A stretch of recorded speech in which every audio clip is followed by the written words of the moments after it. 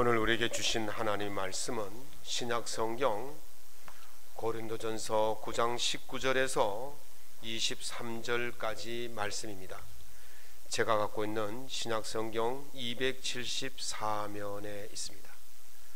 신약성경 고린도전서 9장 19절로 23절까지 말씀을 한 목소리로 낭독하겠습니다. 내가 모든 사람에게 자유로운 스스로 모든 사람에게 종이 된 것은 더 많은 사람을 얻고자 함이라. 유대인들에게 내가 유대인과 같이 된 것은 유대인들을 얻고자 하며, 율법 아래에 있는 자들에게는 내가 율법 아래에 있지 아니하나 율법 아래에 있는 자같이 된 것은 율법 아래에 있는 자들을 얻고자 하며, 율법 없는 자에게는 내가 하나님께는 율법 없는 자가 아니요 도리어 그리스도의 율법 아래에 있는 자이나, 율법 없는 자와 같이 된 것은 율법 없는 자들을 얻고자 함이라.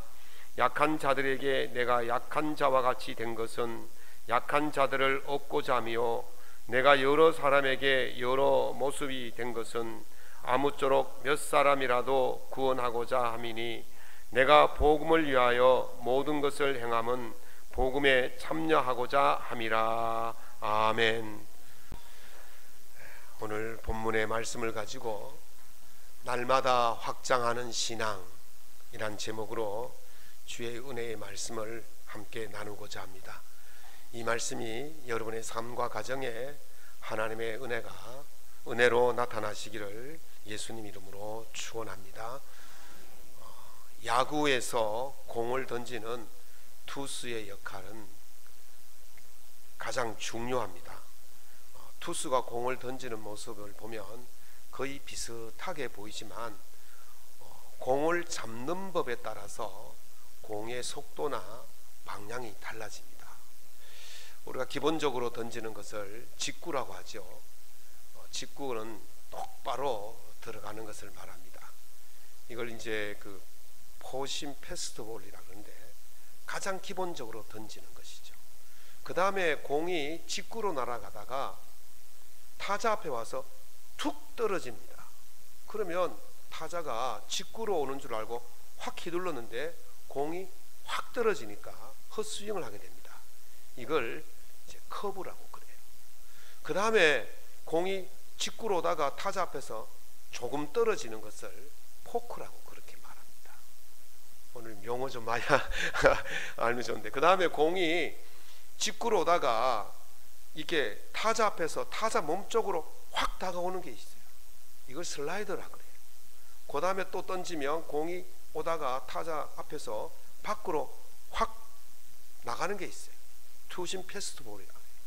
이렇게 공을 쥐는 손에 의해서 공의 방향이 달라지고 속도가 달라져요. 이 외에도 여러 가지가 있는데 한 9가지가 있다고 그래요. 제일 기본적인 게 뭐라고요? 직구를 던지는 겁니다. 직구가 익숙해지면 그 다음에 이제 슬라이더도 던져보고 포크도 던져보고 커브도 던져보고 그렇게 하는 것이죠. 투수가 되려면 처음부터 여러 가지를 던질 수 있는 게 아닙니다. 가장 처음에는 가장 기본적인 직구 던지는 연습부터 해요. 직구를 잘 던지게 되어지고 속도가 많이 나면 잘 던지는 선수는 한 몇 킬로까지 던집니까? 170km까지 던진다고 그래요. 그러면 막 차보다 더 빠르게 던지는 거죠. 쌩 하면 공이 벌써 여기 와 있어요. 그렇게 잘 던지고 직구로 던지고 또 이렇게 빠르게 던지는 훈련이 되어지면 그 다음부터 이제 다른 걸 해보는 거예요. 아니 직구도 던지질 못하는 사람이 커브를 던지고 포크를 던지고 뭐 그렇게 할 수는 없는 것이죠. 주력으로 하는 것, 잘 던지는 거 하나 열심히 해서 제대로 해서 그게 잘 되면 그 다음 것으로 확정해 나가는 것이죠. 스핀오프라는 말이 있습니다. 쉽게 말하면 파생되다 이런 뜻이 있는데요. 원작이 있고 본질이 있고 그 본질에서 이렇게 옆으로 하나씩 뻗어나가는 것을 스핀오프라고 해요. 스핀이란 말은 본래 제자리로 뱅뱅뱅 돈다는 뜻이거든요. 오프란 말은 끊어졌다는 말이에요. 제자리로 뱅뱅 도는 것이 끊어지면 어떻게 됩니까? 밖으로 튀어져 나가죠. 이게 바로 확장되어지는 걸 의미해요. 쉽게 생각하면 우리 원뿔 모형을 한번 생각해 보십시오. 원뿔 모형을 바로 세워놓으면 밑은 높고 위는 좁은 피라미드형이잖아요. 그런데 이걸 거꾸로 뒤집어 놓으면 어떻게 됩니까? 밑은 좁고 위는 넓어요. 그래서 꼭지점이라는 본질, 꼭지점이라는 것이 있고 거기서부터 위로 올라갈수록 점점점 넓게 퍼져나가는 것, 이게 바로 확장을 의미합니다. 이게 바로 스핀오프라 그러죠. 다윗을 예로 들어볼까요? 다윗은 어릴 때 목동이었어요. 그리고 어느 날 골리앗이라는 사람을 물리치고 나서는 용사가 되었어요. 그 다음에 전쟁에 나가서 이기는 장군이 되었어요. 그 다음에는 뭐가 되었습니까? 왕이 되었어요. 목동에서 용사에서 장군에서 왕으로 되는 것처럼, 그래서 그 다윗의 영향력이라든지 다윗의 지위가 점점점 확장되어져 가는 것, 이것이 바로 스핀오프라고 그렇게 말을 할 수가 있죠. 그래서 오늘 본문 말씀, 지난주에 제가 날마다 히트 치는 신앙생활이라고 말씀을 드렸어요. 그래서 히트를 치기 위해서는 우리가 가장 설레는 것, 그 한 가지를 잘 개발하고 잘 훈련을 해야 된다고 말씀을 드렸죠. 그래서 그것이 한 가지가 잘 훈련되어지고 잘 개발되어서 자신감이 생기면 이제 그 다음 것을 준비하고 나가야 되는 거예요. 우리 신앙생활이 그래야 되는 거예요. 한 가지를 잘하면 그 다음 것을 하기 위해서 준비하고 훈련해서 그 다음 걸 또 하나를 더 잘하고, 이렇게 확장되어 나가는 겁니다. 오늘 말씀이 바로 그걸 말하고 있는 거예요. 내가 익숙해졌다면 그 다음에 다른 것을 하나 좀 더 연습하고 훈련해서 더 확장시켜 나가는 거예요. 그 야구 선수 중에 투수가 공을 던지잖아요. 맨날 직구만 던지면 어떻게 되겠습니까? 이제 다음부터는 선수들이 저 투수의 그 구질을 알기 때문에 다 쳐내버립니다. 그래서 투수가 직구 외에도 커브도 던지고 포크도 던지고 슬라이드도 던지고 그렇게 하는 거예요. 왜냐하면 타자가 공을 예측하지 못하도록 그렇게 하는 거예요. 그렇게 해야만이 투수가 승리 투수가 되고 제일 최우수 VIP 선수가 되는 거예요. 그런 것처럼 여러분들이 신앙생활 할 때 그냥 한 가지만 잘해도 되지만 한 가지만 잘하면 믿음이 항상 제자리에 걸음하거든. 그래서 그 다음에 내가 잘할 수 있는 것을 개발하고 찾아서 나가는 그런 확장성을 가져야 하는 것입니다. 파이브 파브라는 책을 보니까요, 제16대 대통령, 미국의 제16대 대통령 에이브람 링컨에 대해서 소개를 해놨어요. 에이브람 링컨은 8번이나 선거에서 떨어졌대요. 그 다음에 2번이나 사업에서 실패를 했답니다. 그 다음에 신경쇠약이 와서 오랫동안 약을 먹고 고달팠대요. 그 다음에 가장 사랑하는 사람을 병으로 잃은 그런 고달프고 힘들고 어려운 시절을 보냈는데, 그 사람이 대통령이 되고 난 후에 이런 고백을 했습니다. 우리 모두에게는 앞으로 나아갈 의무가 있다. 우리 모두에게는 노력할 의무가 있다. 나는 그 의무가 부르는 소리를 듣고 행했다. 그렇게 말했어요. 고달프고 힘들고 어려운 일이 많지만 앞으로 나가야 하는 것이 우리 인생의 의무고, 그 앞으로 나가기 위해서 노력하는 것이 우리 인생의 의무라는 거예요. 저는 신앙생활도 다르지 않다고 봅니다. 정치하고 한자리에 가만히 머무는 것이 아니라 앞으로 전진하고 성장하고 확장하는 것, 그게 바로 우리의 의무라는 거예요.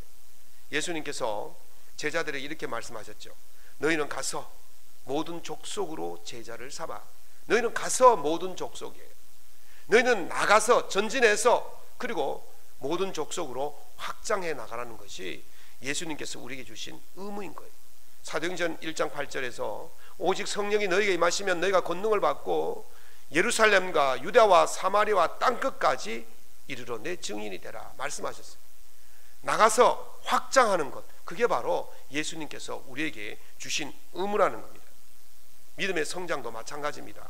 바울사도는 우리가 다 하나님의 아들을 믿는 것과 아는 이에 하나가 되어서 온전한 사람을 이어 그리스도의 장성한 분량이 충만한 데까지 이르러라, 그렇게 말씀하셨어요.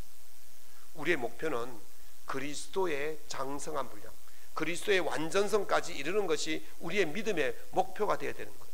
그냥 정치하고 머무는 것이 아니라 날마다 전진하고 성장하고 확장해 가는 것이 우리의 믿음의 의무라는 것입니다. 그래서 바울 사도는 경기장에서 다름질하는 자들이 상을 얻기 위해서 다름질하는 것처럼 내가 멈추지 않고 달려갔다, 그렇게 고백한 것입니다. 우리의 성도들의 신앙 고백이 그렇게 되기를 원합니다.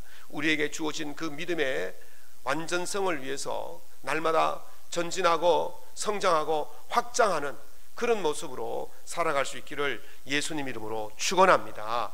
그러면 오늘 본문 말씀을 통하면 그것이 바로 어떤 일을 해야 되는지를 말씀해 주고 있습니다.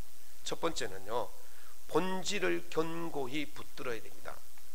저는 골프를 잘 모릅니다. 골프를 한 번도 쳐본 적이 없습니다. 그런데 골프 선수들 중에서 전설적으로 알려진 선수는 압니다. 우리나라에는 누가 있습니까? 박세리 선수. IMF 왔을 때에 우리 온 국민들에게 희망의 불씨를 당겨줬던 박세리 선수, 그 사람이요, 세계 여자 골프 명예의 전당에 올라갔고 세계 골프 명예의 전당에 올라간 유일한 한국 사람이에요. 대단하지 않습니까? 그런데 세계적인 골프 선수들 중에 제가 세 사람을 알고 있는데요, 하나는 아놀드 파머라는 사람, 혹시 들어보셨죠? 어디 가면 있습니까? 옷가게 가면 있습니다. 또 한 사람은 누구냐면 잭 니클라우스. 어디에 있습니까? 그 사람도 옷가게에 있습니다. 그 다음에 게리 플레이라는 이 세 사람인데, 책을 읽어보니까 아놀드 파머에 대해서 소개한 것이 있어요. 아놀드 파머의 경쟁자이자 절친인 잭 니클라우스가 한 번은 아놀드 파머의 사무실에 방문을 할 기회가 있어서 갔답니다. 들어가면서 기대를 했대요. 이 사람이 전설적인 인물이고 세계 최고의 골프 선수니까 우승컵이 사무실을 꽉 채우고 있을 거라고 생각하고 문을 열고 들어갔는데 우승컵이 딸랑 하나만 탁자 위에 있더라는 거예요. 깜짝 놀랐어요. 그래서 물었대요. 아니, 그 많은 우승컵은 다 어떻게 했습니까? 라고 했더니 이렇게 이야기하더랍니다. 이 우승컵은 내가 프로 선수로 처음 출전해서 처음 우승한 경기에서 받은 컵입니다. 내가 처음 그 선수로 출전했을 때 굉장히 긴장이 되고 마음이 많이 떨렸지만 반드시 우승할 거라는 확신을 가지고 최선을 다해서 했더니 우승을 했습니다. 지금도 그 마음을 잃지 않기 위해서 다른 것은 다 버리고 요 하나만 남겨두었습니다. 여기에 적혀 있는 글귀를 볼 때마다 내 열정이 다시 솟아오릅니다. 그랬어요. 초심을 버리지 않겠다는 거예요. 자기가 수많은 우승컵을 받고 우승을 했지만 그것이 오히려 나를 교만하게 하고 자만하게 하고 나를 게을리게 할까봐 그 모든 것을 버리고 오직 처음 먹었던 그 마음, 그것을 유지하기 위해서 그 우승컵을 버리지 않았다는 겁니다. 대가들의 특징이 뭐냐? 그 대가들의 특징은요, 바로 이 초심을 버리지 않는 거예요. 본질을 버리지 않는 겁니다. 본질을 견고히 붙들고 있어야만이 그 사람이 성장하고 확장해도 무너지지 않게 되어지는 것입니다. 본문에서 바울 사도는 이렇게 말씀하십니다. 내가 복음을 위하여 모든 것을 행함은 복음에 참여하고자 함이라 그랬어요. 무엇을 하든 궁극적인 목표는 복음이어야 한다는 겁니다. 복음의 바탕을 두고 복음의 기초를 두고 그렇게 내가 쌓아 올라가야만이 내가 성장하고 확장했을 때에도 무너지지 않는 거예요. 복음에 벗어나지 않는 삶을 위해서는 복음의 본질을 굳건히 붙들고 있어야 되는 거예요. 그래서 바울이 이렇게 말씀하지 않습니까? 내가 내 몸을 쳐 복종케 하면 내가 전파된 후에 자신이 도리어 버림을 당할까 두려워합니다. 그랬어요. 바울이 복음을 많이 전하는 확장된 삶을 살았지만 그러나 바울이 무너지지 않기 위해서 복음에 참여하는 거예요. 복음의 기초를 두는 거예요. 복음의 본질을 두는 거예요. 그렇게 할 때에 내가 하는 그 모든 것들이 쓸데없는 짓이 되지 않는다는 것입니다. 빌딩을 아무리 높게 지어도 기초가 약하면 그거는 무너집니다.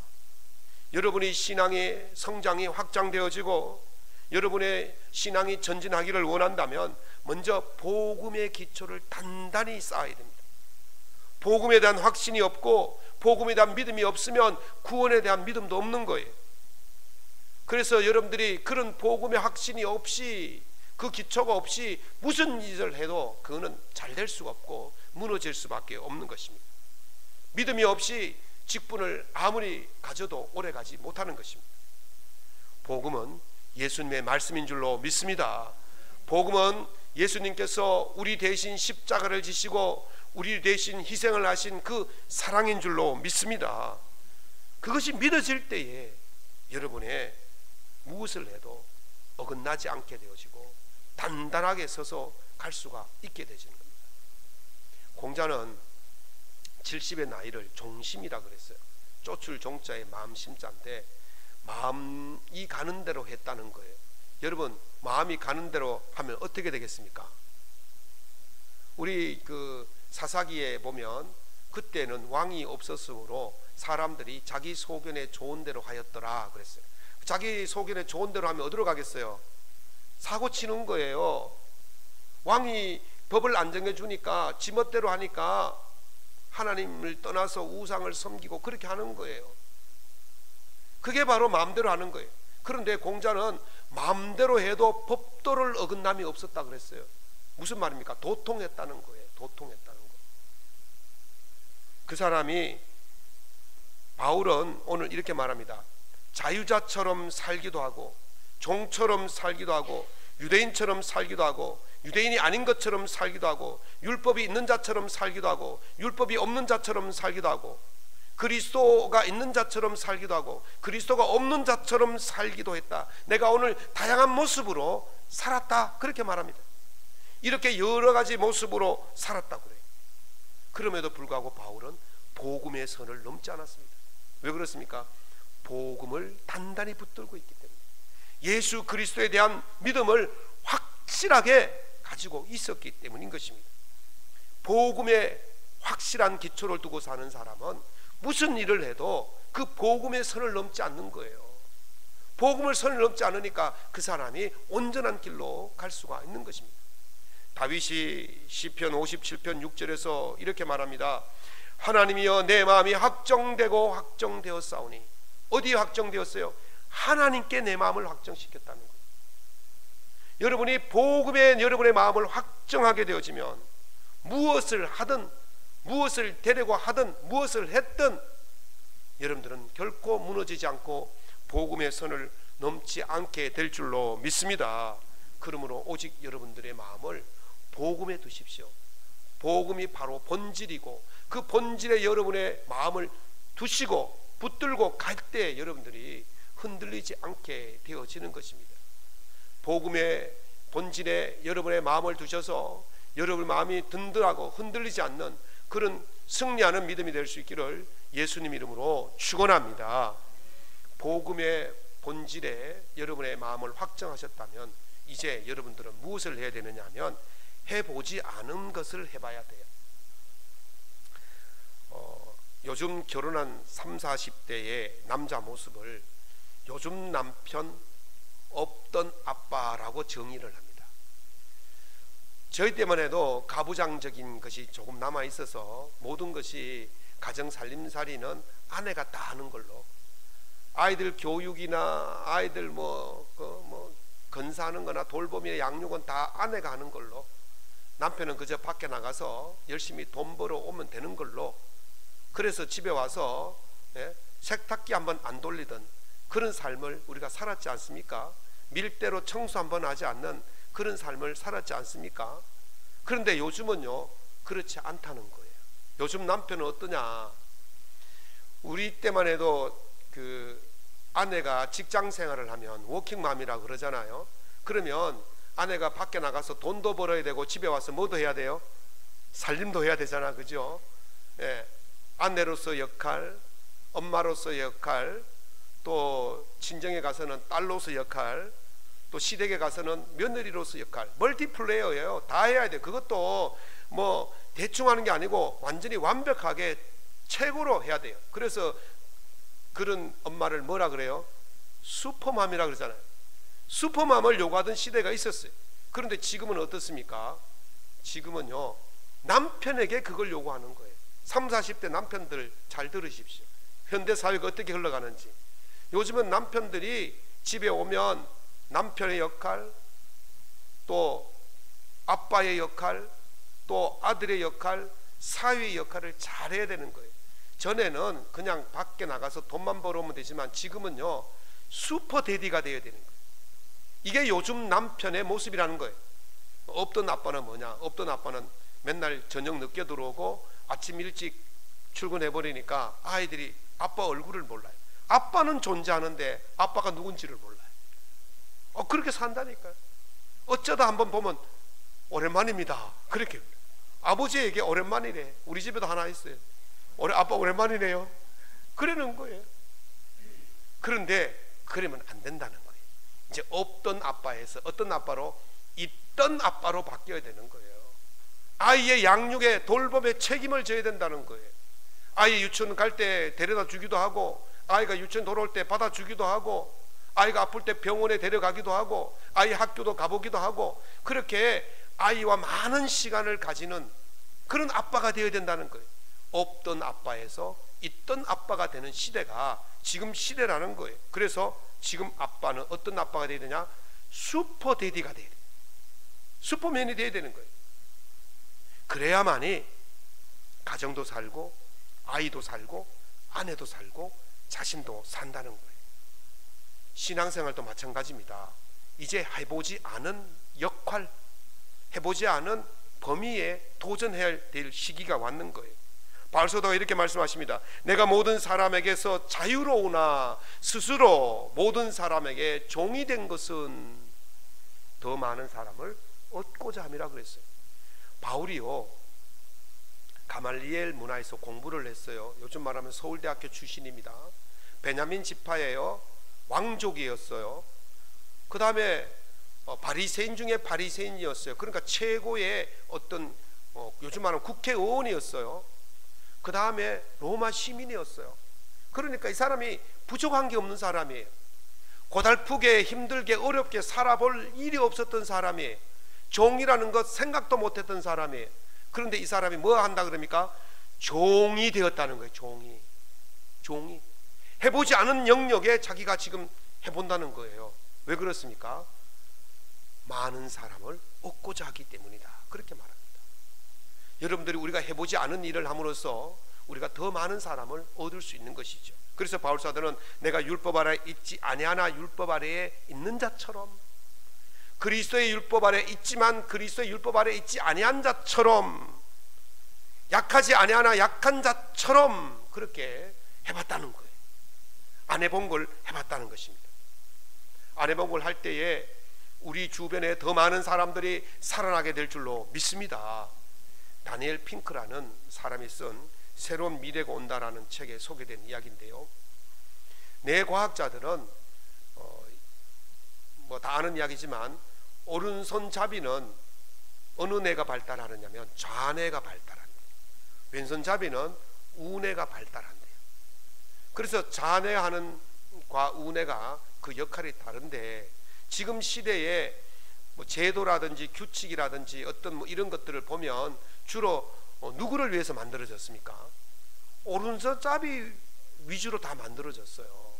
그래서 옛날부터 왼손잡이가 있으면 뭘 합니까? 왼손 못 쓰게 했어요. 저도요, 우리 집 둘째 아이가 왼손잡이거든요. 그래서 학교 갈 때 왼손을 못 쓰게 했어요. 왼손을 묶어놓고 오른손으로 글씨 써라 막 그랬더니 막 글씨가 많지 막 엉망이에요. 막. 그래서 지금 와서 후회해요. 차라리 내버려뒀으면 저놈이 왼손으로라도 글씨 잘 쓸 건데. 근데 뭐 그래서 제가 막 뭐 펜글씨 교본도 사주고 매일 방학 때만 되면 그거 연습하게 하고, 그래서 오른손으로 조금 이제 잘 쓰게 됐어요.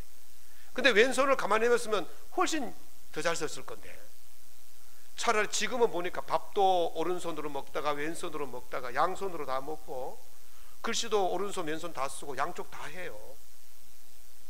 이거요 억지로 막을 필요가 없는 거예요. 오른손과 왼손은 옳고 그름의 차이가 아니고 역할의 차이예요. 역할의 차이. 그런데 우리는 그걸 터부시해 가지고 못 쓰게 했던 것이죠. 제가 신학교에서 강의를 할 때 학생들에게 레포트를 받습니다. 그때 한 번은 이렇게 얘기했어요. 이번에 컴퓨터로 치지 말고 타이핑하지 말고 손으로 다 써내라. 왜요? 손으로 써내야 한 번 더 암기되어지고 글씨도 이뻐지고 여러모로 좋으니까 손으로 다 써내라. 그랬더니만, 그리고 그 학생 중에 오른손에 장애를 가진 학생이 하나 있었어요. 그 학생에게는 자네는 오른손으로 손으로 쓰지 말고 타이핑해도 돼, 이렇게 이야기를 했어요. 레포트를 냈는데 보니까요, 와, 한 레포트가 글씨가 완전히 인쇄처처럼, 손으로 썼는데 인쇄처처럼 반듯반듯한 글씨가 있더라고요. 누군가 와서 이름을 봤더니 바로 오른손에 장애를 가진 그 친구였어요.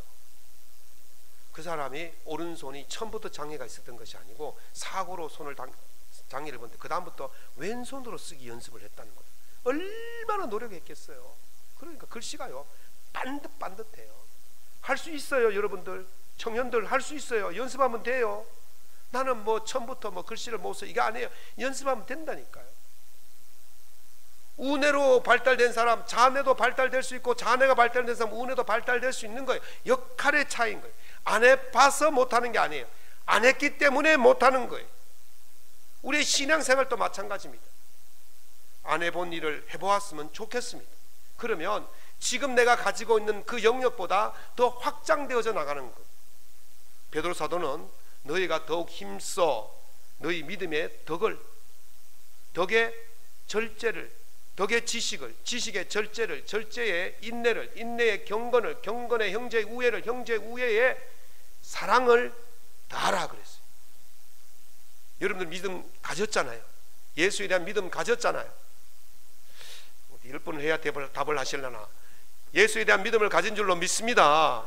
믿음을 가졌으면 그 믿음 하나로 끝낼 것이 아니고, 믿음을 가졌으면 그 믿음에다가 덕을 확장시키라, 덕으로 확장하라는 거예요. 덕으로 확장되었으면, 믿음의 덕으로 확장되었으면 그 다음에 뭐 하라고요? 지식을 가지는 거예요. 믿음의 덕의 지식으로 확장되었으면 그 다음에 절제로 확장해 가는 거예요. 믿음의 덕의 지식의 절제로 확장되었으면 그 다음에 뭐 하라고요? 인내로 확장하는 거예요. 믿음의 덕의 지식의 절제의 인내로 확장되었으면 그 다음에 경건으로 확장하라는 거예요. 제가 왜 이렇게 계속한 줄 아십니까? 외우시라고. 믿음의 덕의 지식의 절제의 경건, 인내의 경건의 그 다음에 뭐 하라고요? 형제 우애를. 다 같이 봅시다. 시작. 믿음의 덕의 지식의 절제의 인내의 경건의 형제 우애의 사랑을 다하라 그랬어요. 어떻게 하라고요? 믿음 하나만 가지고 있지 하지 말라는 거예요. 내가 덕이라는 것을 안 해본 일이지만 해보라는 거예요. 그러면 하나 더 늘어나는 거예요. 덕이 확장되었으면 그 다음에 지식으로 확장하고, 그 다음에 절제로 확장하고, 그 다음에 인내로 확장하고, 그 다음에 경건으로 확장하고, 그 다음에 형제 우애로 확장하고, 그 다음에 사랑을 다하는 거예요. 이렇게 우리의 믿음의 태도와 생활이, 자세가 조금씩 확장되어 나가는 것이 주님께서 우리에게 원하시는 거예요. 그걸 어떻게 하라고요? 힘써 행하라 그랬어요. 힘써. 해도 그만, 안 해도 그만, 하지 못해도 그만, 그게 아니에요. 반드시 하려고 힘쓰라는 거예요. 안 해본 것이라고 머뭇거리지 않기를 바랍니다. 안 해본 것이라고 할지라도 해보시기를 예수 이름으로 축원합니다. 해보면 그것이 자기 실력이 되고, 해보면 그것이 자기 능력이 되는 거예요. 바울 사도는 이렇게 말씀하십니다. 너희는 더 큰 은사를 사모하라. 내가 또한 가장 좋은 길을 너희에게 보이라 그랬어요. 여러분, 여러분의 은사를, 더 큰 은사를 사모하십시오. 지금 가지고 있는 그 은사, 그 능력, 그 역할보다 조금 더 큰 것을 사모하시고 구하면 바울의 말처럼, 베드로 사도의 바울의 말처럼 더 좋은 것이 우리에게 다가오게 되어 있는 것입니다. 하나님의 은사를 사모하면 할수록 더 큰 은사를 주실 줄로 믿습니다. 복음의 본질을 붙들고 가보지 않은 길이라도 가볼 수 있기를 바랍니다. 복음의 본질을 붙들고 해보지 않은 일이라도 해볼 수 있기를 바랍니다. 그러면 우리의 믿음의 영역이 확장되어집니다. 우리의 신앙의 영역이 확장되어집니다. 우리의 은혜의 영역이 확장되어집니다. 사랑하는 성도 여러분, 오늘도 본질을 붙드시고 복음의 본질을 붙드시고 주님께서 원하시는 그 믿음의 생활, 신앙의 생활을 하나씩 확장해 나가서 그들에게 주시는 영원히 썩지 않는 면류관을 받을 수 있기를 예수님 이름으로 축원합니다.